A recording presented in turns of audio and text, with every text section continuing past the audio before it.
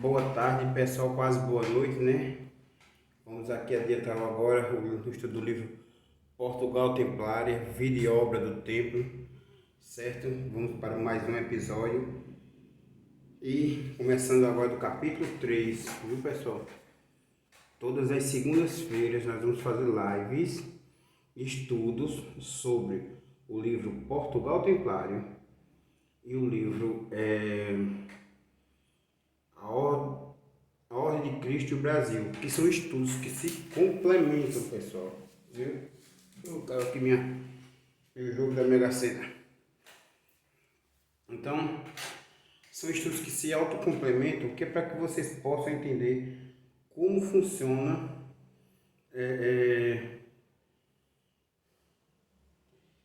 as toda a estrutura, né, administrativa da ordem, desde a Ordem de Cristo até o Portugal, que se tornar um país mais auto-independente, né, e criado pela Ordem de Cristo, pela Ordem Templária e administrado pelos descendentes da linhagem sagrada.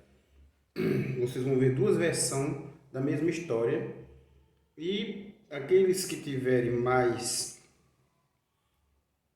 um senso de pesquisa, né, vão poder notar que uma história se encaixa na outra, certo? E aqui eu vou dar a minha versão como Jack de Molay, que foi, né?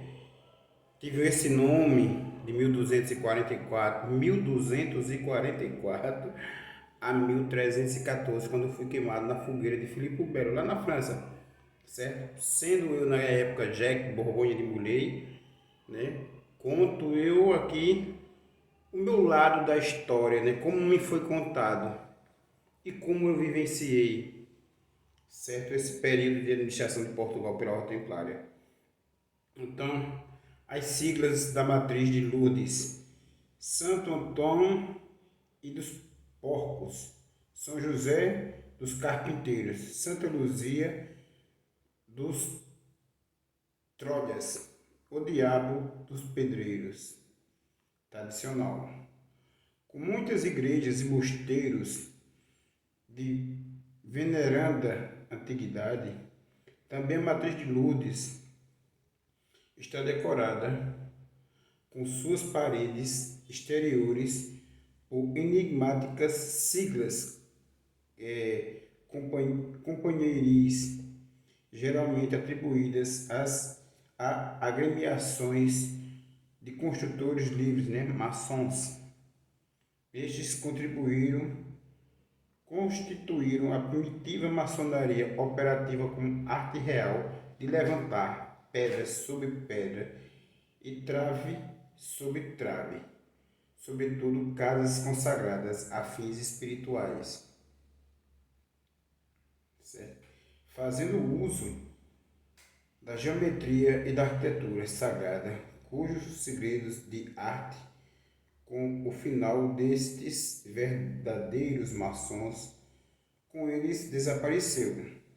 Hoje nada existe senão o lúdico saudosista quase tornado uma paródia das grandezas do passado. Escasseia em Portugal a biblioteca sobre as siglas ou signos lapidários, marcas do canteiro.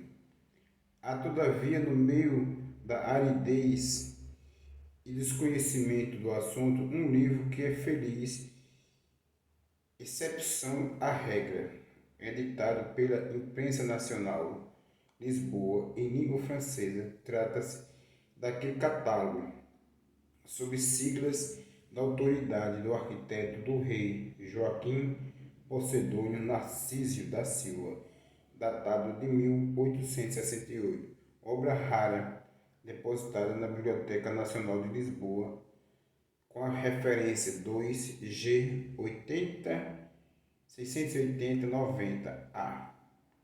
Aí vamos aqui, tem um comentário sobre Joaquim, né? Joaquim Pocedônio Nascimento da Silva, memória de la ação de la variabilidade. Aqui está em francês, gente. Veja só. necessário que vocês entendam que nós templários, eu, Jack de Molay, tinha como meta fazer do francês uma língua universal, certo? E então era a minha meta mesmo naquela época, certo? O autor escreve a dado passo, reconhecendo a complexidade do assunto e cujas palavras iniciais faço minhas. Desejando conhecer a fundo a origem da invenção destes sinais, não temos a presunção de ter decifrado o enigma, mas simplesmente tentar facilitar o trabalho de alguém mais inteligente e sabedor que consiga revelar esta geração tão problemática até agora. Aliás, essa questão tão problemática até agora. O senhor Conde Reis foi o primeiro que em Portugal fez gravar na sua notável obra As Artes de Portugal 3 gravuras com algumas siglas copiadas do Castelo de Fecho de Espanha a Sintra, o Moncorvo de Numão, de Lamego e de Beja. Ele crê que estas marcas eram escolhidas pelos construtores livres para reconhecerem isto porque os trabalhadores que pertenciam a esta sociedade e que durante a Idade Média percorriam a Europa Central para exercer a sua profissão, construíram o monumento de estilo ogival. Veja, gente, exemplar da marca do canteiro do Mosteiro de Jerônimos, em Lisboa. Ó. Era como se fosse uma assinatura particular dele para esse irmão, para essa pessoa, certo?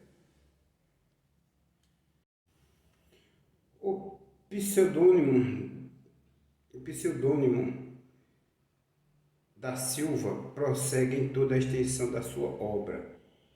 O querer provar que as siglas companheiris tinham unicamente a finalidade utilitária de identificação do trabalhador para efeito de pagamento do seu trabalho.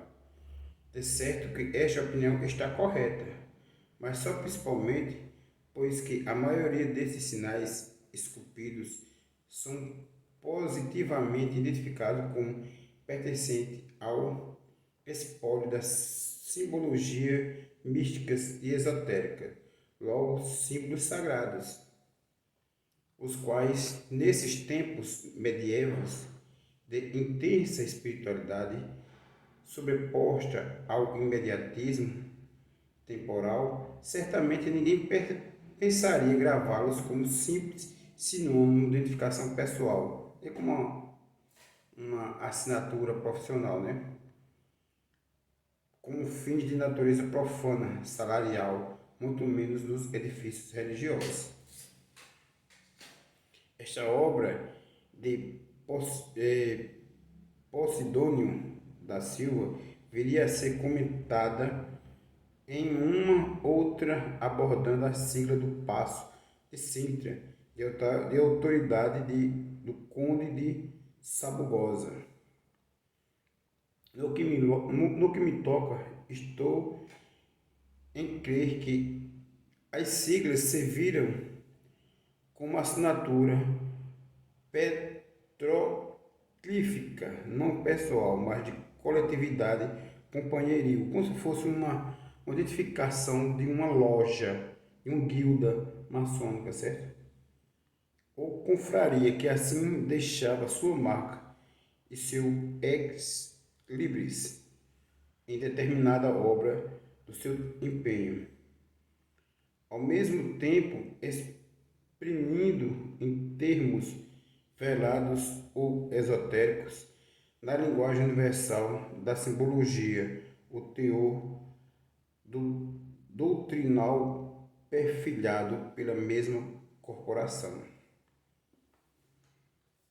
Tanto assim, será que os signos canteiris não se perfilam em um só tipo e sim dispõe-se em 4 classes gerais, conforme estão gravados tanto nos monumentos como nos incúbulos, como sejam signo paleocristão, signo mágico cabalístico, signos astrológicos e signos numéricos. A ciência das marcas canteris, quase de certeza inspiradas na iconologia simbólica dos grimórios da cabala judaica, também se registra em uma sua congênere a que anda associada a heráldica, a sigilografia ou ciência de matrizes e selos.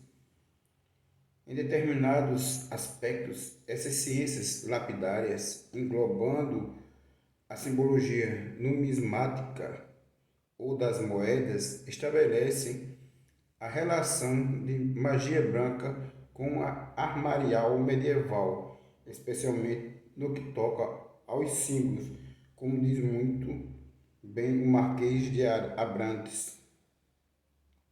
Aqui fala sobre o Marquês de Abrantes, o Estatuto da Sigilografia Medieval Portuguesa, edição do Instituto de Cultura em Língua Portuguesa em Lisboa, dezembro de 1983. Este ideografismo, impresso tanto na pedra como no pergaminho e até mesmo na madeira, seja em tábua ou em retábulo, atrai a atenção do finado André Jean Parache, que em livrinhos de proporção moderna publicou alguns símbolos e siglas retirados de uns 40 pergaminhos referente à ordem do templo e umas 4 centenas redigidos durante a existência da Ordem de Cristo, fazendo parte da coleção especial do Arquivo Nacional da Torre do Tombo. Exemplares de moedas cunhadas pela Ordem do Templo, dos 1200, gente, olha.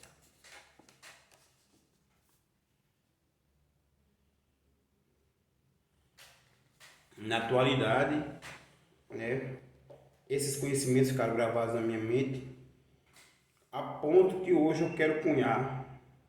Estou trabalhando numa criptomoeda chamada Demolei, certo? Que a logomarca vai estar aqui, certo? E estou trabalhando também em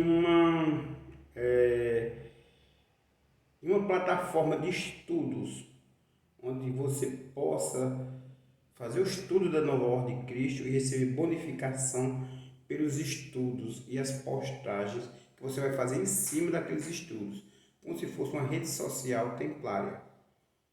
Como já disse, na Idade Média viu-se o surgimento dos monges construtores, apadrinhados e protegidos pelos templários, e posteriormente pelos freires de Cristo, mas estão sob a forma de mestres canteiros, muitos deles usando os hábitos ora beneditinos ou cistenses, ora franciscano ou carmelitano, com efeito dos monges construtores, desaparecidos nos fins do século XV, aliás, XIV, saíram os mestres canteiros, aparecidos nos inícios do século XV, em pleno vigor e sempre ligados às confrarias locais, como aconteceu em Loures, os quais tiveram existência ativa, com mais ou menos intensa, praticamente até 1884, altura da abolição jacobina das ordens religiosas e desaparecimento definitivo dos reais segredos da arte. Ora, a Catedral de Santa Maria de Loures, pretendida cabeça da 28º mestrado do templo, depois transferida para Baiu da Ordem de Cristo, recebeu importantes obras de restauração e ampliação de 1695 a 1781, cujas receitas foram obtidas dos dízimos e comendas de Cristo e das dádivas do povo da freguesia. Bom, continuando aqui na página 82 do livro Portugal Templário, né? Por esse período de tempo foi criada na paróquia a Irmandade do Santíssimo Sacramento, dizendo dela o padre Álvaro Proença. Em redor do culto do Santíssimo Sacramento, sobre toda a confraria recaíam as maiores responsabilidades, tendo em contrapartida também as maiores honras. E começou a existir no ano de 1775, quando a Irmandade de Nossa Senhora da Assunção se juntou à Corporação dos Louvados, formando a Irmandade do Santíssimo, com 70 membros. A Irmandade, admitindo apenas 8 mordomos por ano, tinha uma receita de 768 mil réis, o que representava uma entrada de capital quase fabulosa. Por isso mesmo, pôde auxiliar as obras de mosaicos e da talha da Capela Mor e expressar a conclusão em 1716 da parte do trono e abertura do camarim. Os fatos carregados pela documentação histórica existe apontam essa irmandade como albergue da confraria dos mestres canteiros, e talvez fosse essa a razão porque foi muito estimada tanto pelos franciscanos de Mealhada como pelos freires de Cristo de Odivelas. Ambas as ordens ainda conservando na época vestígio de antiga e iniciação tradicional operativa. Terá, pois, nascido a do Santíssimo das primitivas Irmandades da Senhora da Assunção e do Louvado, esta desde 1594 encarrega a manutenção da matriz na qual, em 1620, ensinou as primeiras obras de restauro, abatendo a velha torre dos Templários, e de que resta uma pedra abandonada ao lado da igreja, levantando uma nova que ora se vê. Referindo-se à ordenação do cemitério anexo e das lajes, Joaquim Mendes Leal, no livro Hoje Raridade Bibliográfica, atribuiu tal encargo à confraria dos Louvados, usando abertamente o termo canteiro, que fosse oficial de pedreiro ou canteiro, com o vencimento de 40 réis por cada laje que levantasse e nivelasse a campa quando a baixasse, vendendo assim 120 réis por cada adulto que fosse a sepultura. Da intervenção dos mestres canteiros da confraria do Santíssimo nas obras da matriz, sabe-se dos nomes de alguns deles por meio de um documento raríssimo, publicado pelo mesmo Mendes Leal, neste seu livro, sob o título contrato entre Irmandade do Santíssimo Obreiros, 1721. Nele se diz a dado trecho. Em virtude da procuração que apresentou, que ao diante será incorporado, isto de uma parte, da outra, Bento da Fonseca de Azevedo, mestre entelhador, morador ao relógio de São Roque, e outro assim, Manuel Francisco Botego, mestre pedreiro, morador na Rua da Riqueira, por eles, Manuel Domingos e Bernardo Gomes de Bento da Fonseca Azevedo, foi dito em minha presença e das testemunhas ao diante nomeada que eles estão contratados em seus nomes e nos que representam com ele, mestre entalhador Bento Fonseca, fazer uma obra do seu edifício na mesma igreja. A saber que ele, mestre, fará do arco da capela mor para dentro a obra que contém um risco que ele, mestre, deu a eles oficiais o seu constituinte, do qual todos se acham assinados por detrás do mesmo risco. E avança o padre Álvaro Proença no seu livro também já citado. As obras continuaram até 1781.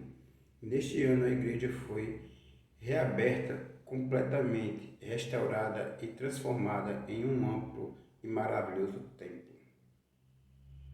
A obra de mosaico foi executada pelo mestre canteiro Manuel Francisco Botelho e desconhece-se o preço por que ficou, né?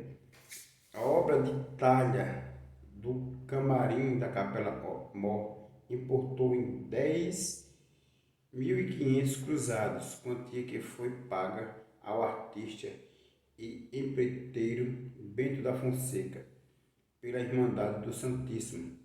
A talha dourada do restante da capela só se concluiu em 1740. E aqui tem a sigla do mestre canteiro do Santíssimo da Matriz de Lourdes. Olha aqui, gente.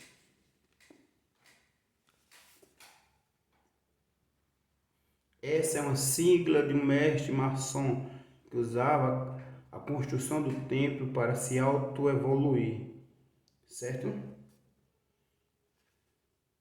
E passar ensinamentos sobre a autoevolução. Continuando daqui de onde nós paramos, certo? Sabe-se, pois, os nomes de alguns dos mestres canteiros do Santíssimo, agremiação operativa protegida na milícia de Cristo, por intermédio de seus vigários de Lourdes, que custearam e protegeram grandemente os obreiros e as obras em causa, recorrendo a Mendes Leal.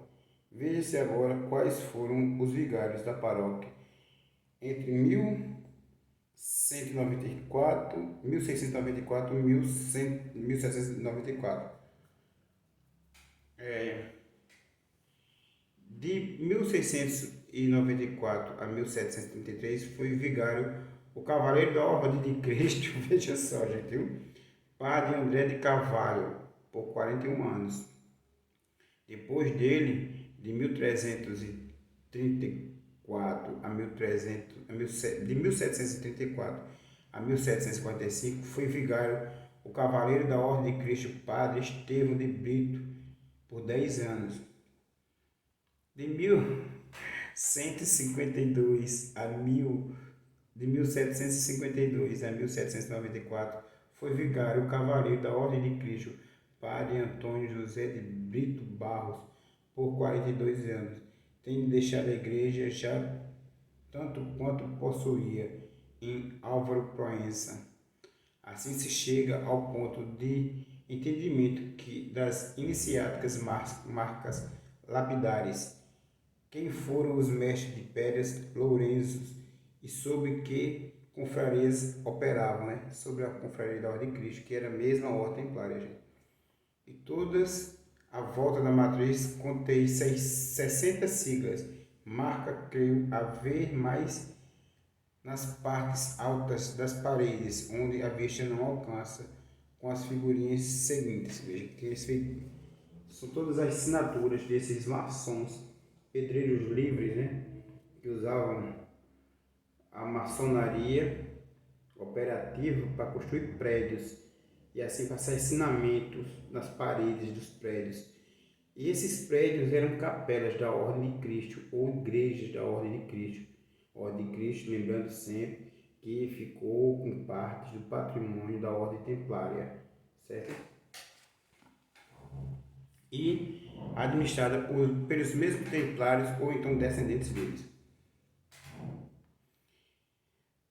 As das primeiras fiadas são as mais fartas e as restantes as mais raras. Como já publiquei na primeira mão em 1990, em um artigo da revista local, e depois novamente publiquei pelo município, tema este que Manuel Quadra retomaria depois com muita propriedade.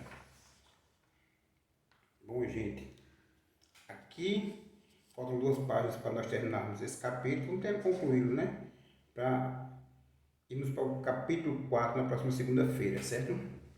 Então, para ver uma confraria companheiril no auge do Renascimento, aliás, no auge da Renascença, só ia, é lógico, haver um chefe dela, ora, o mestre canteiro, ou oficial de pedreiro encarregado de revestir a superfície interior das paredes internas da matriz com mármores embutidos de várias cores pelo belo efeito decorativo, desde o altar-mor até a pedra principal. Foi Manuel Francisco Boleto. Esse era um mestre maçom, certo? Que executou a obra em 1760. Vários indícios fazem-me acreditar que efetivamente foi Francisco Boleto o mestre dos companheiros do Santíssimo Sacramento. Tanto mais que, no interior do templo, junto à porta lateral, do lado do Evangelho, o lugar do Verbo, da fala divina, o Filia Vocis ordenando do céu a terra ordenada, há uma sepultura sem inscrição, mas cuja laje está ornada com símbolos canteiris.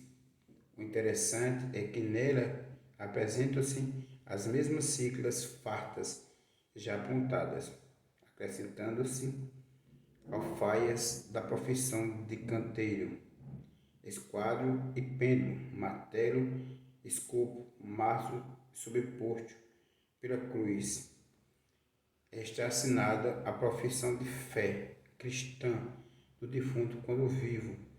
Nessa vida, o Santíssimo, a quem deveria obediência, o pedreiro livre da arte, por que não então está aí sepultado o próprio Manuel Francisco Botelho, supostamente mestre dos canteiros da confraria do Santíssimo Sacramento? Veja aqui o túmulo dele, gente.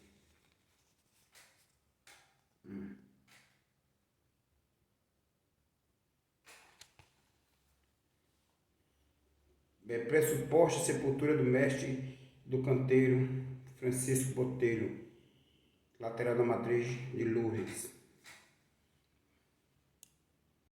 Bom, gente, para concluir mais esse episódio do livro Portugal Templário, certo? E ficarmos para a próxima segunda-feira com o livro, com o capítulo 4.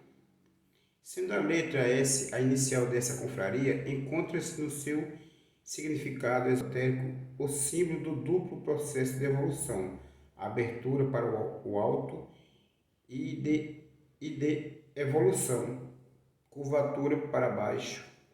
Também é possível ver nela a subida sinuosa da fumaça sacrificial, o que domina nessas percepções diversas é o símbolo de uma unidade de movimento que põe em relação seres, elementos, níveis diferentes, até mesmo núcleos opostos.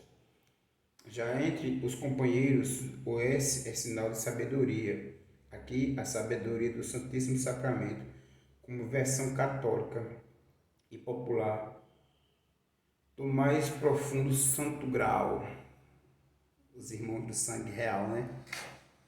E as pistas aqui ficam, e com elas o meu humilde contributo, tão só pretendendo que seja alavancada para leituras mais profundas, aqui não cabendo senão a sugestão ou convite, como se queira, a demanda do maravilhoso e do belo daqueles egrégios que sabiam fazer cantar a pedra. As palavras devotas de São Bernardo de Claraval também ele construtor, mas da Portugalidade. E aqui encerro mais esse episódio do estudo do livro Portugal Templário, certo? Ficamos assim para a próxima segunda-feira com mais um episódio desse magnífico livro. Gente, para vocês uma belíssima tarde e daqui a pouco estarei fazendo a iniciação do irmão Edson junto com o irmão Cláudio Oliveira. Sejam todos bem-vindos. E aqui do lado, gente, vai estar o símbolo da moeda, da criptomoeda Demolei, certo? Que vai ser divulgada nessa plataforma digital.